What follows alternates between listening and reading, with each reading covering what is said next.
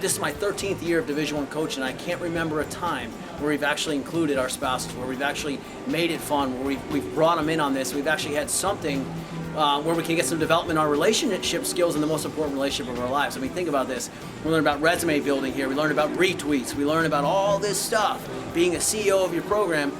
Well, how about worrying about how do we keep this most important relationship that we've ever had intact? How can we do that? So that was kind of the genesis of the idea and how I got involved. You know, I've been unbelievably overwhelmed with how positive the response has been. I was up there working out, and I had a guy come up and tell me, hey man, thanks so much. Thanks for sharing your story. Another person grabbed me in an elevator, another person grabbed me by the pool. I mean, it's been overwhelming. So it was well received, and praise God for that, man. It was awesome. You know, it was really the right thing at the right time, but I think a lot of people were hungry for it. But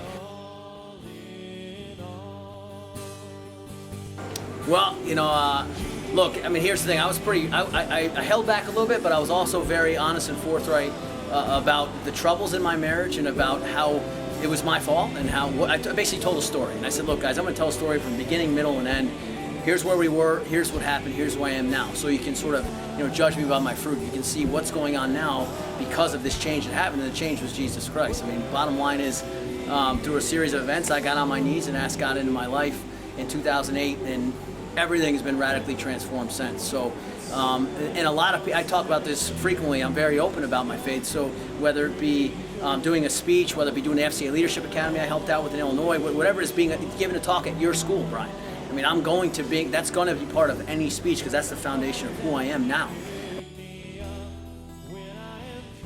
And you'd be surprised, again, how many people came up to me afterwards and were like, you know what's crazy, Coach, is my fiance said the exact words you said. Or my wife 20 years ago said the exact same thing. And, hey, my marriage failed. I wish I would have talked to you 20 years ago. And it was, and the main premise behind the back end of that thing, when I talk about where we are now, was partnership. It's one flesh. It's a partnership. And I think that was an issue in my marriage early on. It's an issue in a lot of marriages with people here, is that it's two competing entities trying to, everybody's tug of war and trying to figure it out instead of being right here. And that was my hope. Even if everything in your relationship's going great, share something you learned today with your assistant coach who might be struggling, with a peer group at your office, with somebody at your church, somebody that you're at a Pee-wee tournament with. Talk to them about it because everybody wants to know, hey, what do you got? How's that working out for you? How's that happening? People want to know, and share it with them. It's our job to share it with them.